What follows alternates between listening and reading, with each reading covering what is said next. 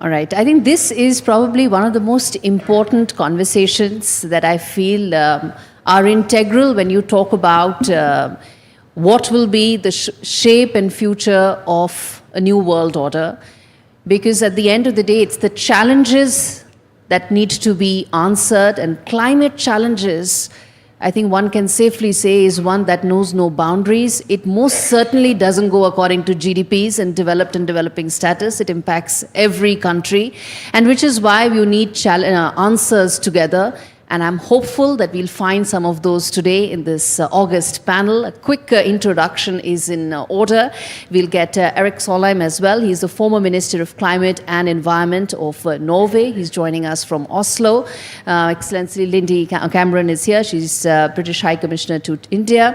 Harjeet Singh, Global Engagement Director, Fossil Fuel Non-Proliferation Treaty Initiative. And we have Mr. Shishir Priyadarshi, who's the President of the Chintan Research Foundation. Thank you so much, all of you, for taking out the time. And Erik is also with us here. Let me start by asking one thing, which I think would also set the context of why this conversation is so important, which is the fact that the speed with which we are seeing climate catastrophes happening around the world, their recurrence is now happening at an alarming pace.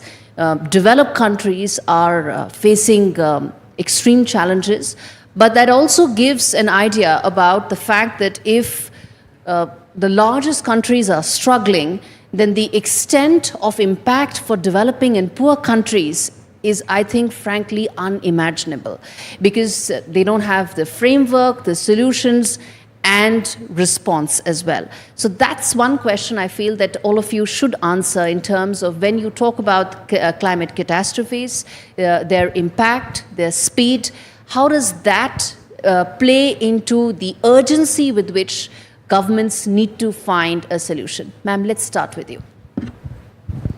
Thank you. I think you're absolutely right. I think the lived experience of climate emergencies helps people to understand why their governments need to take policy action now.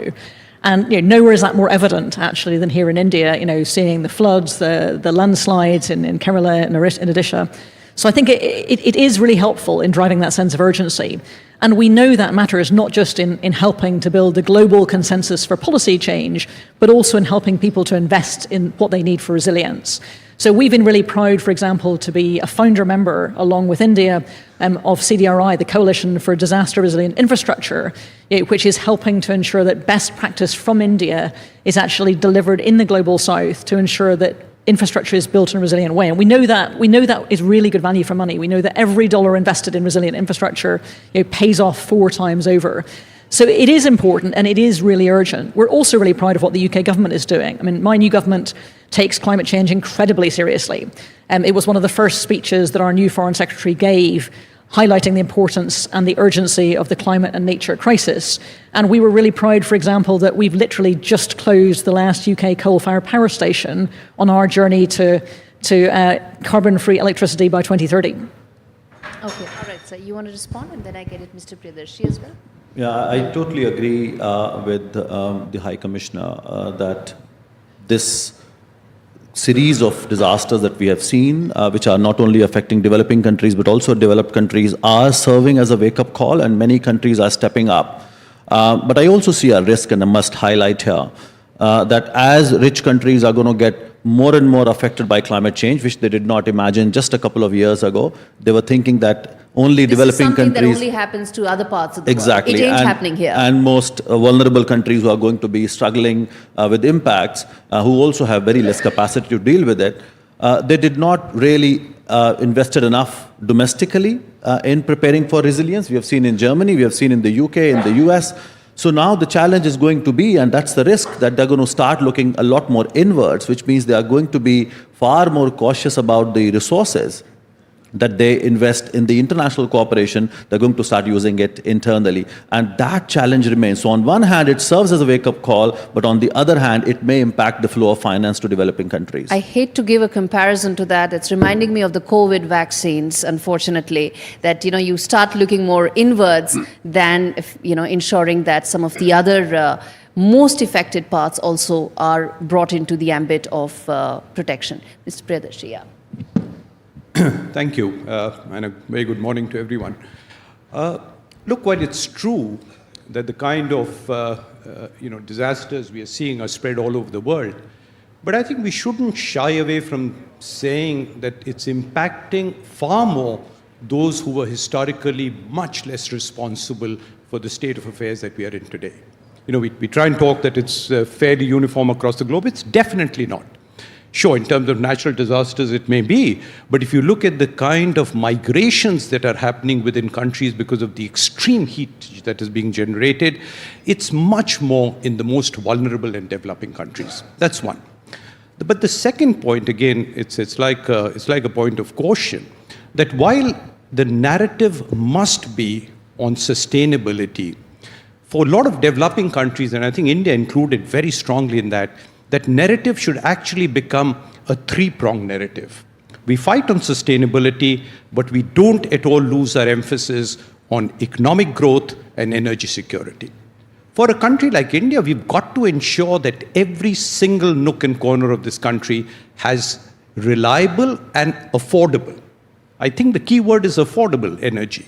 We must also not forget the fact that India is aiming to be a developed country at 2047. All three must go hand in hand. Indeed. And that's a question I'm going to come to in a bit after giving Eric a chance to come up with opening comments, which is about the trust deficit and also the fact that you can't have the same finishing line if you don't have the same starting point. And I think that's the fundamental point in terms of the trust deficit that exists on issue related to climate. But Eric, come in there on the fact that will these unfortunate incidents that are happening very regularly become a catalyst towards a more concerted action towards these climate challenges? I agree to what everyone else in the panel said about the seriousness of the climate crisis, and I also for sure agree that we should not blame India or the developing world. Look, US emissions up to today per capita are 25 times Indian. So no one should blame India. But the game changer is not this. The game changer is something fundamentally different. And that is, for the first time in human history, it's possible to see environment action and climate action as an opportunity, not just a problem. Climate change is a huge problem, but it's also an enormous opportunity. And let me give you one example. And the Indian state of Gujarat has now set the target to 100 gigawatt of renewable energy by 2030. And in the combination of the good leadership from Prime Minister Modi at the center, the leadership from the state of Gujarat, and engagement of Adani and Reliance and all big industrialists, I'm pretty confident that we'll reach this goal. And look, it's enormous. That is, for instance, 20 times the entire energy grid of Nigeria, which is the biggest nation in Africa. If Gujarat reaches this aim, it will put Gujarat, only the state of Gujarat, not India, but the state of Gujarat will then be the 8th biggest nation in the world when it comes to renewables. So this is big, big, big. And it's an opportunity for prosperity, for jobs, for income, for driving the state towards development. So Gujarat is not seeing climate change just as a problem, but as an enormous opportunity. And the same spirit is there with Prime Minister Modi, and is there in many other states of India, like Tamil Nadu, or with the new leadership of Andhra Pradesh, and I can't mention a lot more. And the old days where the discussion was, do we want to take care of Mother Earth, or do we want to develop? That's gone. Now we can develop and take care of Mother Earth by seeing it all as an opportunity. All right. You want to respond? You want to come in there in terms of what he's saying? Okay. Then let me come to the other bit, which I think is fundamental to being able to solve the climate puzzle, so to say, which is around the trust deficit, where I say that developing countries, say historical polluters, now want everybody to have the same finishing line when we didn't start at the same time. We can't be paying for sins of developed countries. That's essentially the crux of the argument, and that's where it boils down to. Ma'am, I want you to respond to how do you bridge that trust deficit before making any meaningful progress? So I think you've got a real point. Our Foreign Secretary said in his speech that he had heard that developing countries didn't believe the system worked for them. And it's really important we recognise that. But it's also important to recognise we all live on the same planet. So ultimately, we do all live in the same world. And it's therefore important that both countries like the UK commit to the ambitious goals we've committed to, for example, net zero by 2050, decarbonise electricity by 2030. It's incredibly important we do that to address our responsibilities. It's also important that we ensure the scale of climate finance is available to help India and other countries grow at the pace they want to, create that low-cost, low-carbon electricity that allows for the incredible ambition India has in a way that doesn't increase the risks for the planet. And I think that potential is there. There's a lot we can do as governments. We're committed to MDB reform, for example, to making sure there is more affordable finance. We're also committed to making sure that the City of London, as a centre for global finance, helps to unlock the potential of the private sector for this. And indeed, we're working here in India on technology and research to ensure that we're supporting those incredibly ambitious goals. I really do think, after 6 months in India, that India is the place where this is going to happen. It is the country that matters most for the future of the planet and for climate change, because India's ambition for development should not in any way be constrained by the responsibilities of the planet.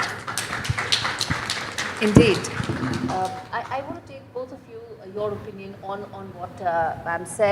what ma'am said in terms of the fact that developing countries need to find that fine balance in terms of funds and also shouldering some of the responsibility. How far back can you go in time when you need to look forward in terms of the climate challenges? And also, how do you find those innovative new green funding models that work both for investors and for governments?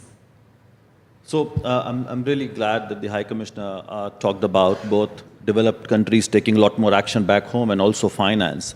And we really welcome the new government as climate activists, because we have been missing the role of the UK over the last 10 years or so. We've seen a lot of backtracking. And the trust deficit is because of a reason. When we see as India and other developing countries facing tremendous pressure to move away from fossil fuels, and we must, but the reality is when you have millions who don't have access to energy, you need that support. Whereas developed countries continuing to expand fossil fuels, Eric is here from Norway, and I must mention here, when you look at the global fossil fuel expansion, Australia, Canada, Norway, UK and the US put together are responsible for more than 50% of fossil fuel expansion between now and 2050. That's where the trust deficit comes from. And they opened some of these plants in the last couple of years as well. Exactly. When they face pressure. So I agree that the trust deficit is real. And then you don't even deliver on finance. So, of course, there's a change in the government, and now in the UK, they've decided not to issue any new licenses, but hundreds of licenses being allowed over the last few years is going to cause damage for the next several decades, I would say, if you really look at the emissions coming from that extraction. So trust deficit is an absolutely real issue, because rich countries have not acted based on their historical responsibility and fair share, while they are continuing to put pressure on developing countries to do more without even providing finance and technology. So we need to solve that puzzle of really seeing that leadership, real leadership coming from developed countries based on their historical obligations and supporting developing countries to do more. Indeed. Mr. President, let me also ask you about the fact that a lot of your experience at the WTO, where some of these negotiations took place a couple of decades back, it was the same conversation. The context may be different, which was more trade and less climate, but the conversation was the same, which is around, you don't know the starting point, but the finishing line has to be the same for all nations put together. Talk to us about that experience in terms of being able to bridge some of this trust deficit, because at the end of the day, it's about negotiations and breaking that deadlock. Thank you, Gauri. Look, this is not the first time a global issue is being discussed multilaterally. And I think the way the trade agenda was set in the 1990s has perhaps a lot of lessons for us in the way we set the climate agenda. One of the biggest reasons that the trade agenda, and by the setting up of the WTO in 1995, led to a huge trade deficit was for two reasons.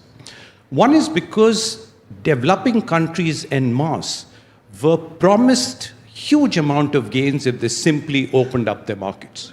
This was the byline. Lower your tariffs and heavens are going to open up. But the second was, very often, and this happened for the first 10 years in WTO, others kept telling you what you need to do. We know what's best for you. You follow this path. And I think that resulted in a huge deficit of trust. And I think that is something we must avoid when we are setting the climate agenda.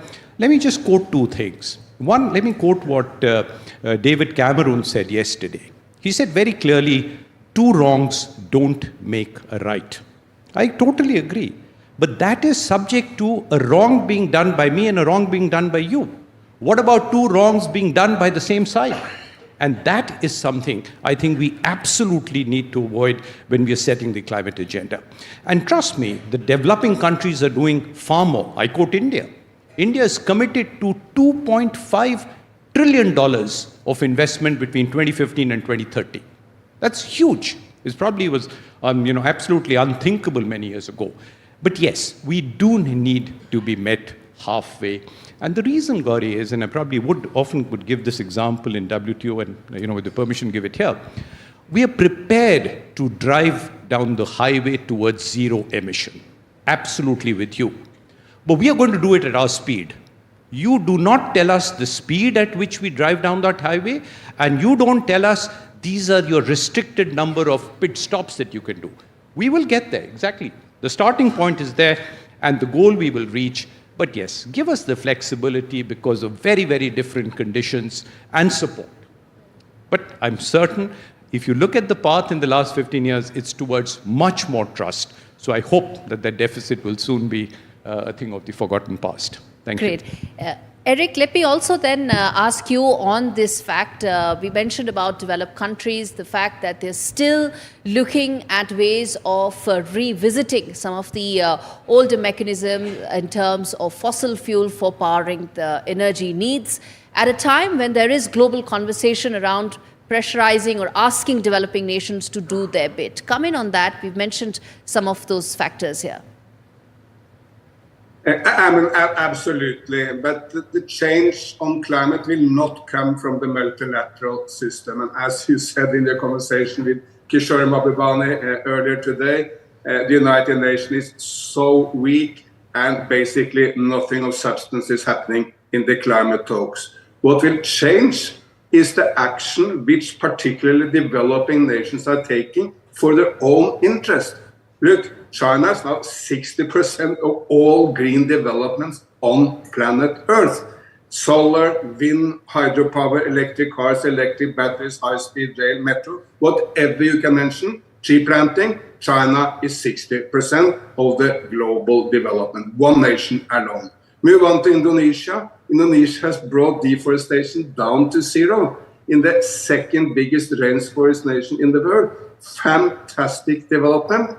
And then, which is the topic of today, I was in Ahmedabad very recently with Prime Minister Modi and listened to his speech. He spoke for 1 hour. He only spoke about the opportunities for India in the green transformation, how India can capture jobs and prosperity by going green. Look, if India replaces oil and gas with solar and wind, the sun is Indian, the wind is Indian, well, it saves money. It saves money which can be used for education and health. And today, solar and wind energy is cheaper than fossil fuels. In the past, of course, if you wanted to go renewable, it was a cost because coal was much cheaper. But that was the past. Now, solar and wind is the cheapest energy. You save money if you turn to the renewables. And that's why India and China and Indonesia and Brazil and so many other developing nations are now in the lead.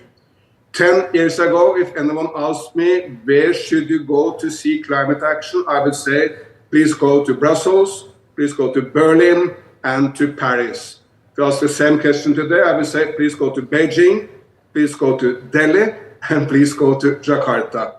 And by the way, this is also why this agreement now between India and China is so important.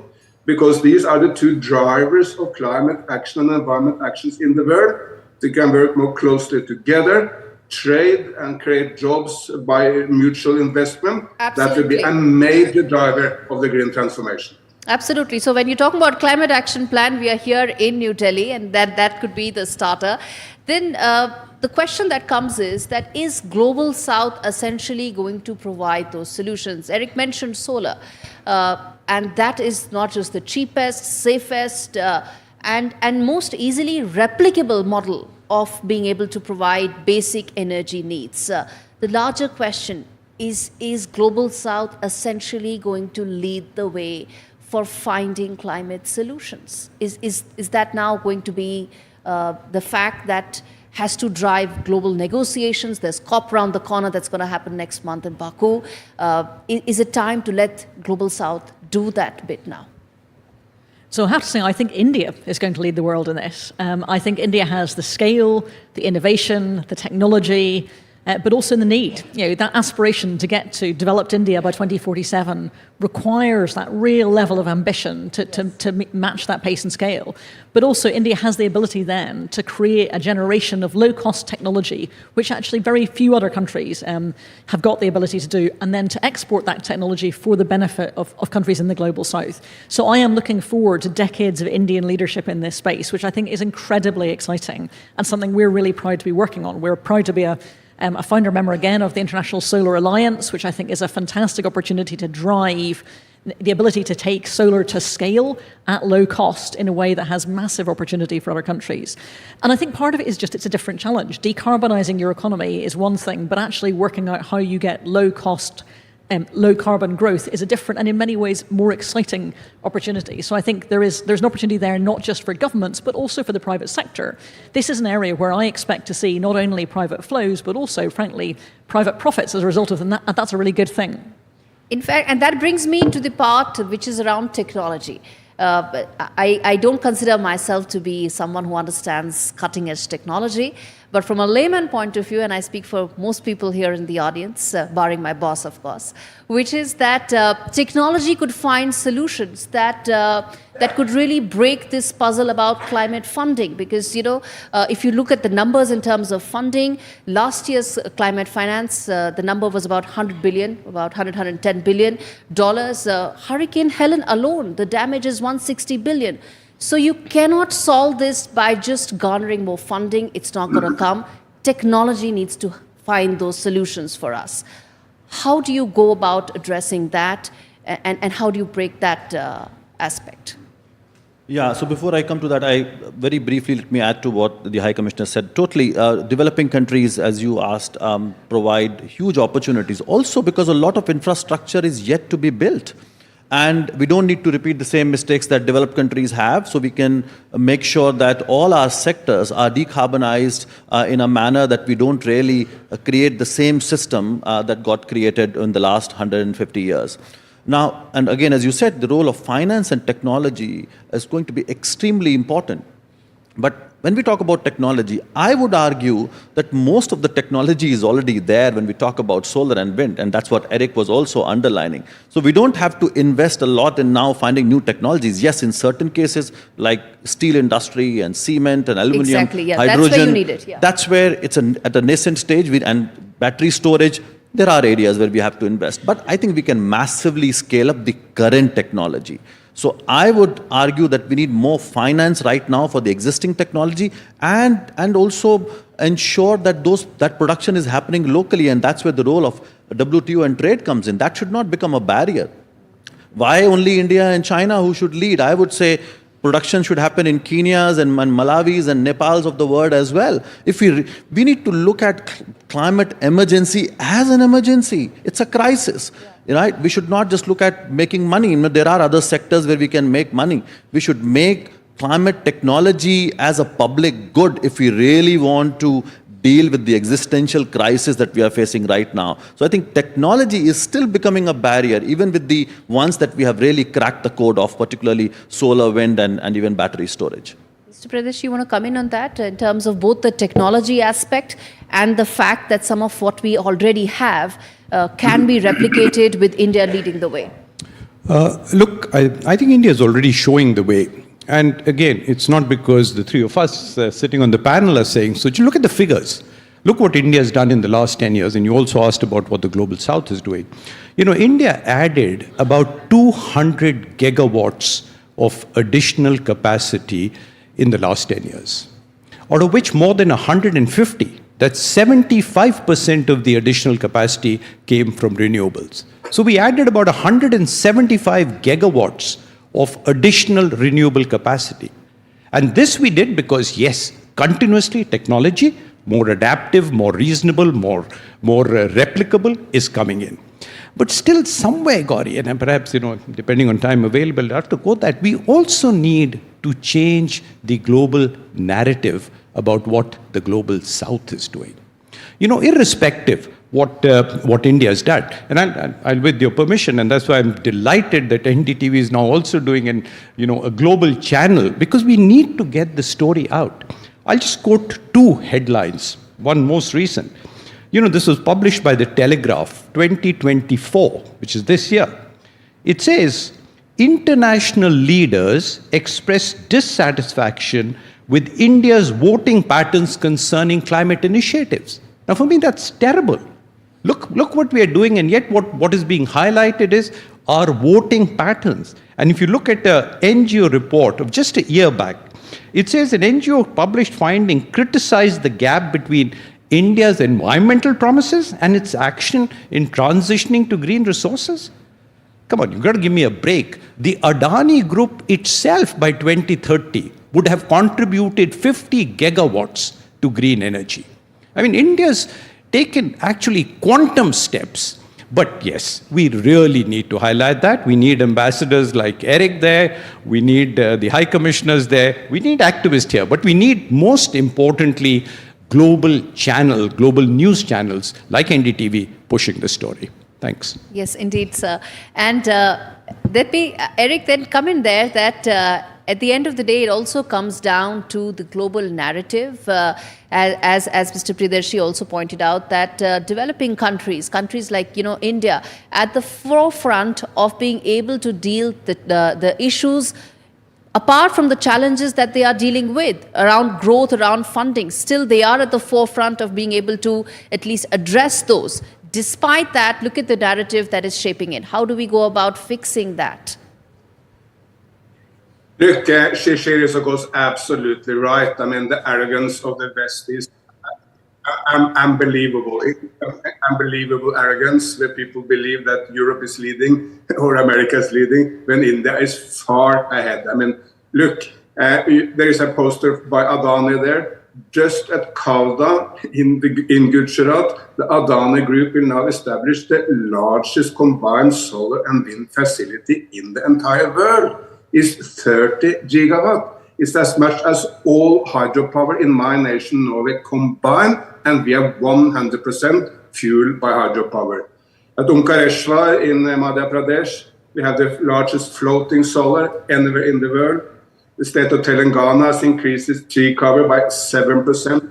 That's the result. And I can go on and go on. Simply, but this India story is not told. At least not to an extent where people really understand it or grasp it in the United States and Europe. So together, this panel and NDTV and others, let's tell the India story more and better so that people in the West can get out of this absolutely horrendous arrogance. All right, we have to leave it there. Thank you so much, all of you, for taking out the time and joining a conversation which I think matters to the present and the future generations, something that I'm hopeful of we'll be able to find solutions to and at least get that on that roadmap which is most needed. The solutions are what we need, issues we know, challenges we know. I think it's about finding those next steps and global leadership, which is what the whole point is. Thank you so much, all of you, and thank you to the audience.